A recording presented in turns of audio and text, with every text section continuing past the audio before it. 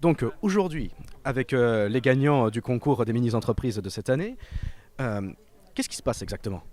Il se passe tout simplement qu'on les a préparés toute la journée ici au Centre de la jeunesse et des sports de Corse pour créer un esprit de compétition, un esprit d'entreprise et surtout une cohésion avec les 4 équipes qui sont des collégiens, des lycéens, des gens de la mission locale et des gens du CFA, des jeunes du CFA de Corse du Sud. Donc plutôt que de partir avec 4 équipes, on a voulu partir avec une seule équipe et aujourd'hui on a profité de cette occasion avec l'invitation conjuguée d'Entreprendre pour apprendre Corsica et de la collectivité de Corse avec la présidence, son président Gilles Simeone. On a voulu rendre hommage à ces jeunes et surtout mettre un point sur la responsabilité que l'on a tous à rendre ces jeunes confiants. Alors pas forcément, comme je vous l'ai déjà dit à Borg il n'y a pas longtemps, pas forcément pour en faire tous des entrepreneurs, mais pour en faire des gens entreprenants de leur vie. Et qui est l'équipe qui va monter à Lille?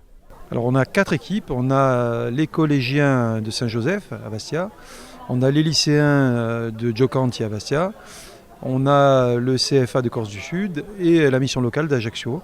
Donc dans les 4 catégories, nous allons présenter une entreprise par catégorie pour essayer de décrocher une ou plusieurs médailles ou plusieurs trophées à Lille, mais en fin de compte, même si on revient les mains vides, parce qu'il faut s'attendre aussi à ça, c'est une éventualité. On aura gagné de représenter la Corse à ce niveau-là, puisque cette année, Lille non seulement est à un niveau national, mais c'est à un niveau européen. Donc on a quand même près de 40 pays qui seront là et 2000 jeunes qui seront représentés à Lille les 3, 4 et 5 juillet prochains. Donc aujourd'hui, c'était une longue journée de coaching, ils étaient sous stress, ils étaient fatigués, et justement, malgré tous ces handicaps, comment vous les avez trouvés?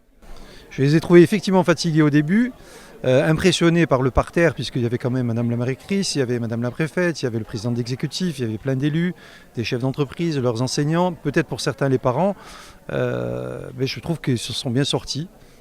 Et plus le temps passait, et plus ils s'en sortaient bien, et je crois que c'est la démonstration que ces jeunes ont confiance en eux tout simplement. Et quelque part pour nous, c'est une satisfaction et quelque part une reconnaissance du travail que l'on fait au quotidien avec l'association. Donc pour l'année prochaine, on est très optimiste. Toujours, toujours, parce que si on n'est pas, il vaut mieux laisser pavillon. Oui, oui, on est optimiste. Maintenant, plus on aura de mini-entreprises l'année prochaine, et plus je serai avec l'équipe de PA Course satisfait.